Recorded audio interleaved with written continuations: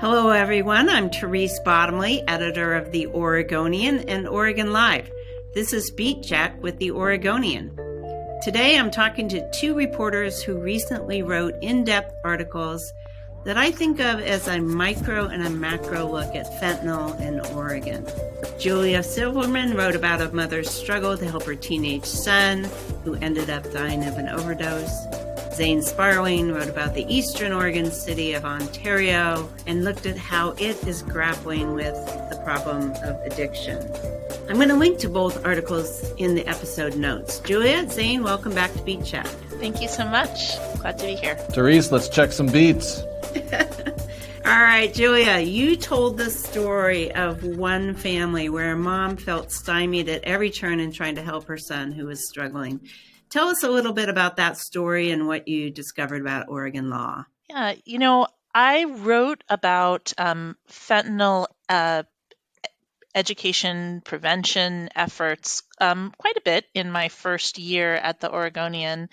And I had just on a personal note as a parent been very impacted by previous stories that I read in the newspaper about families that had direct impacts to their kids from fentanyl. I'm thinking specifically of a story by Noel Crombie about Jennifer and John Epstein, who have become advocates for fentanyl education, and a story about Maxine Bernstein about two kids from McDaniel High School who died within, I think it was just a couple weeks of each other, also both from fentanyl poisoning last year. So this is a story that came across my desk in the summer, which is often a quieter time of year for education reporters. It was a kid in my neighborhood, lives just 10 blocks away from where I live. He goes to my neighborhood high school, and his mom wanted to talk. And what she wanted to talk about after the death of her son from fentanyl poisoning was the question of medical autonomy for minors and his ability to refuse treatment as an adolescent. And that seemed like an interesting pathway into the story and an area that hadn't really been told before. Yeah, we think of medical autonomy for teens, as a positive thing for them to choose to seek treatment. But the flip side of that was a different arena and explored in depth in your article, which I will link to.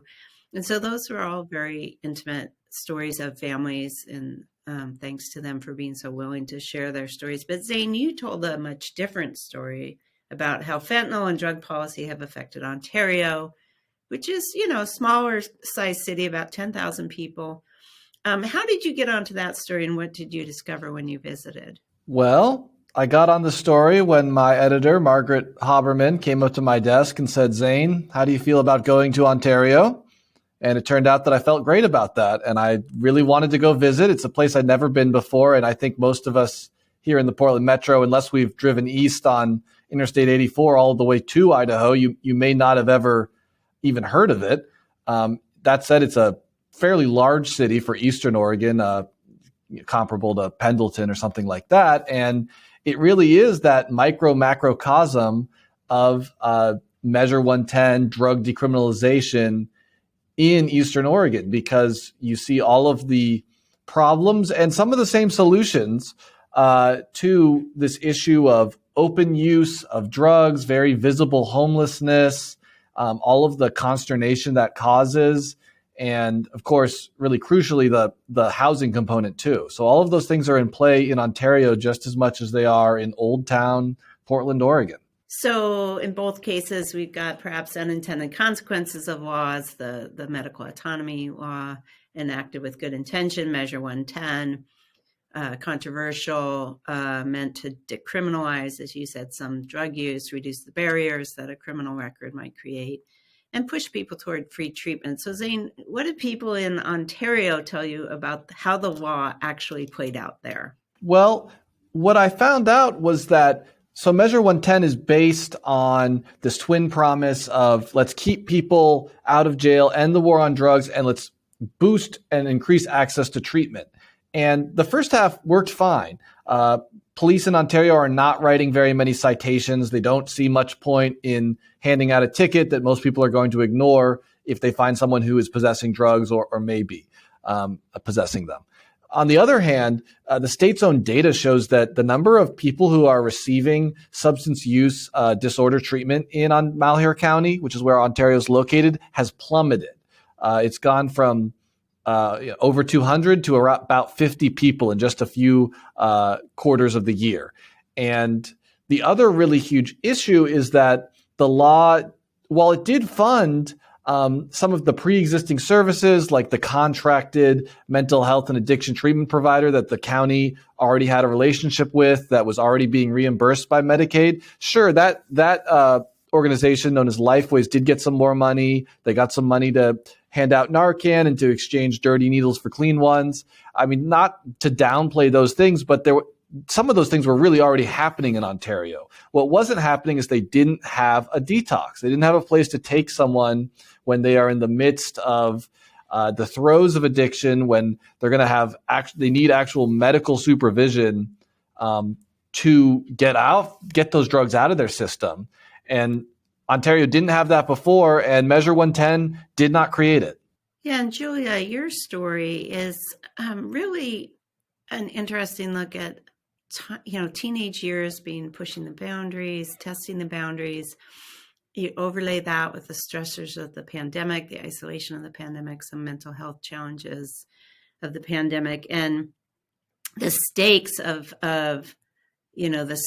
that typical teenage experimentation in the age of fentanyl, are just so much more limited. And when the mom you wrote about recognized that her son was struggling, she really found she was limited by the law. And so tell us more about the barriers that she faced. Right. So when your kid turns 15 in Oregon, or actually I think it's 14 for some things and then 15 for almost everything, their medical decisions are in their own hands. And I recall this really well with my own children, realizing that suddenly I was no longer able to schedule like their annual visit to the pediatrician. And I remember being like, this is ridiculous. Like, my son doesn't brush his teeth without a reminder. The likelihood that he's going to be like, well, time to call the pediatrician is extremely slim. And, he's a perfectly nice, functional person. He's just a 15-year-old knucklehead. Sorry, Ben. But you are. So the mom in this case was facing a situation where she could see, she was really well aware of what was happening to her child, in part because she snooped on his social media. And I don't know if she'd love that I'm using the word snoop, but in many ways, that's kind of what many of us find ourselves doing, right? And that was her first tip and her first realization that like his drug use had gone beyond what many of us might think of as, sort of the, experimentation, a beer at a party, or let's be realistic. In Portland, pot is everywhere, but his had gone beyond that.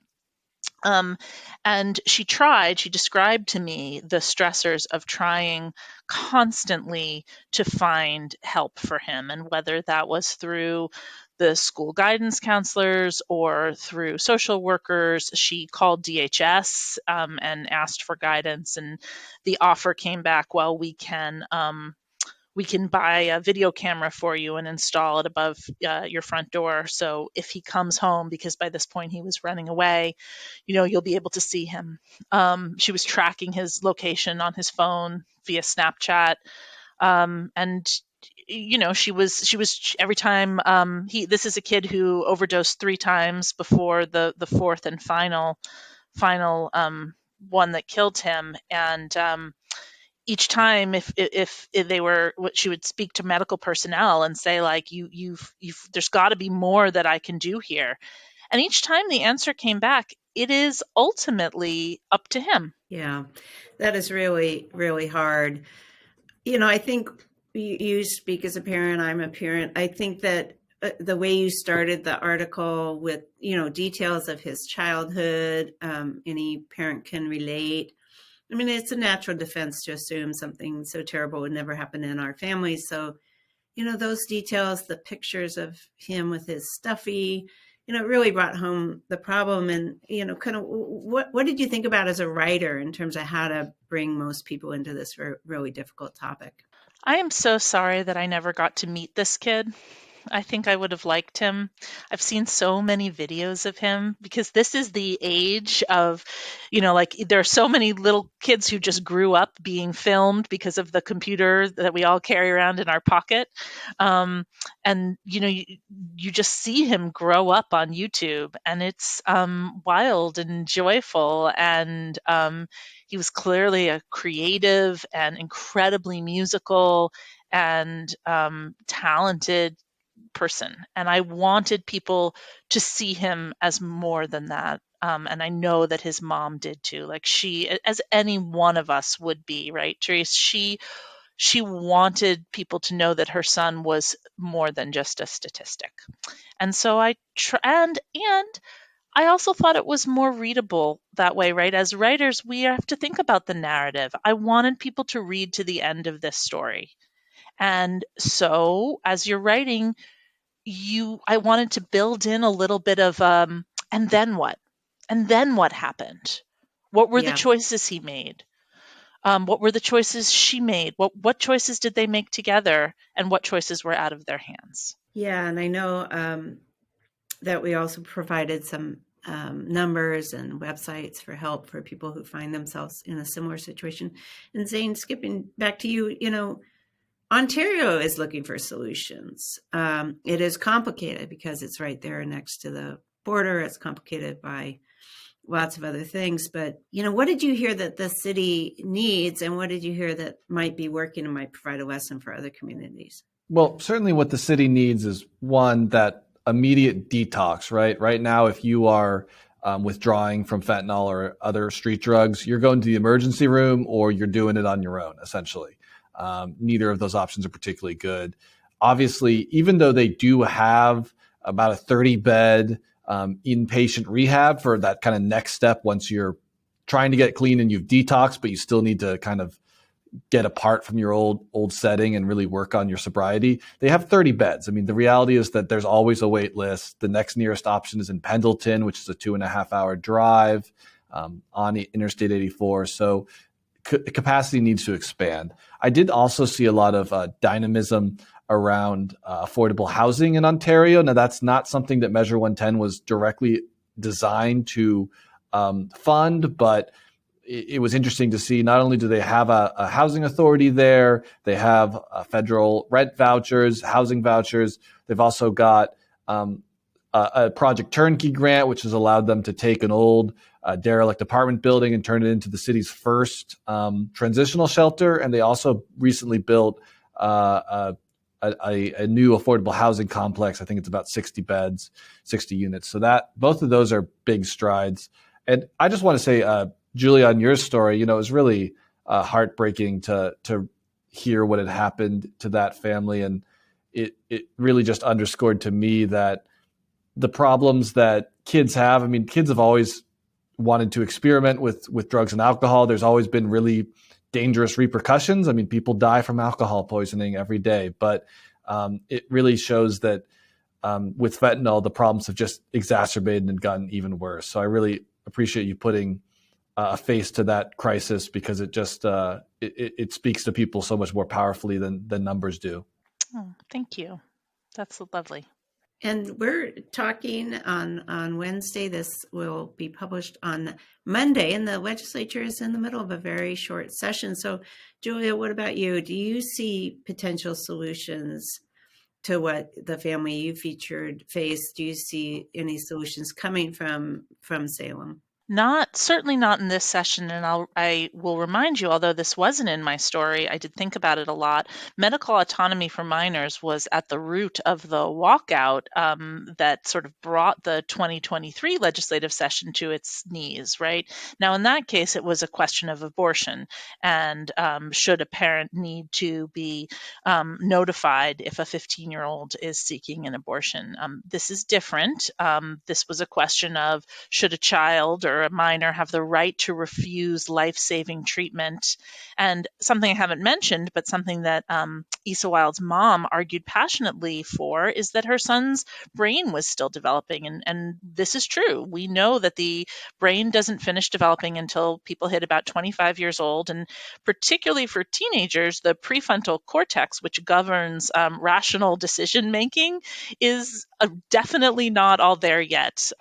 Again, I'll bring you back to my son not brushing his teeth. So, there are elements here where it sometimes felt to me in the reporting of the story that the law hadn't caught up with the science. However, given the fact that this is a short session, given how absolutely radioactive the medical autonomy for minors question is, and given the fact that many experts, and some of them are quoted in my story, were very clear that while this story is really heartbreaking, the best chance of success for recovery is when a person is ready to seek that step on their own, right? That just because you're struggling with substance use disorder doesn't mean you don't have agency. I don't think that we are likely to see this, to see progress this session. But I wouldn't say that we'll never see progress either. Yeah, very, very short window for these really thorny issues. And they are, of course, looking at Measure 110 and reforms there for the broader picture. Yeah, the issue that the family you wrote about came to confront, did intersect, as you said, with that question that became so divisive in the previous sessions over medical decision making. The concept of the prefrontal cortex not being completely developed is certainly woven in with a lot of questions about juvenile justice issues. And we've written about the most extreme case where a family might go to the courts to seek civil commitment for somebody. And that is very difficult in Oregon. So there are a lot of very complex factors that go into these public policy questions. So I want to go back to you, Zane, on the connection between fentanyl and homelessness. You had talked about like a lot of the things in place in Ontario and things that are missing.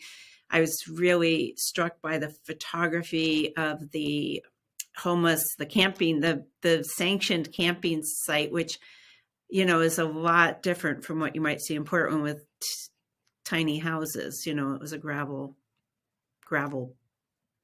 pad, basically. I mean, talk about this connection between fentanyl and the homelessness crisis. Yeah, so there's a real nexus between drug use and homelessness. I saw that in the people I interviewed. We did go out to several of the city's largest camps. One of them is a sanctioned camping site, as you mentioned, Teresa. It's an old gravel pit, really. I mean, it was bought by the city. The city manager told me goal is to not make it to make it no more comfortable than need be, essentially. There's no power, no running water. There's one portable toilet and there's a dumpster. And that's what the city offers. That's due to that Ninth Circuit ruling, right, that makes it a little bit harder for cities to enforce some of their camping rules. So the Ontario wanted to say, well, we have a place to send you. And it's this essentially this field, not even a flat field. So the woman I spoke to there at that camp, she was having issues staying clean. She said it was because she was rubbing alcohol to stay warm. We talked to other people who we ended up not using their photos or quoting them because they were just kind of incoherent, and we couldn't really get a meaningful conversation with them, and just didn't want to, exploit them when they couldn't really consent to an interview. But we spoke to, people who were clearly intoxicated and unwell. And we also went out to the Flats, which is a unsanctioned homeless camp that is one of the hot spots where people live when they're kind of don't have anywhere else to go, but are also maybe trying to avoid interacting with the police, or they've got a warrant and need to keep their head down. One interesting thing I note, though, is that I asked the police chief, is the Flats, is this a hot spot? Is this a trouble spot for drug use or dealing? And the police chief responded, it's all over, right? I mean, the reality is that people are using drugs in their homes. They're using them on the sidewalks, in the parks. It's not just happening in a few locations that can be swept and the problem will magically go away. Yeah, and complicated by the border right there. I mean, Idaho has a much different criminal justice landscape for drug use. Exactly. Yeah. Well, excellent reporting by both of you, the Oregonian, OregonLive, telling the story of an individual family and also an entire community. So thank you, Julia and Zane. And with that, we'll call it a wrap. Thanks so much for listening to Beat Check with the Oregonian. If you like this show, give us a 5-star rating and review in Apple Podcasts. It really helps people find the show. Tell a friend, help spread the word. The best way to support our journalism and stories like these is with a subscription to Oregon Live, and you can do that at OregonLive.com/pod support. Until next time,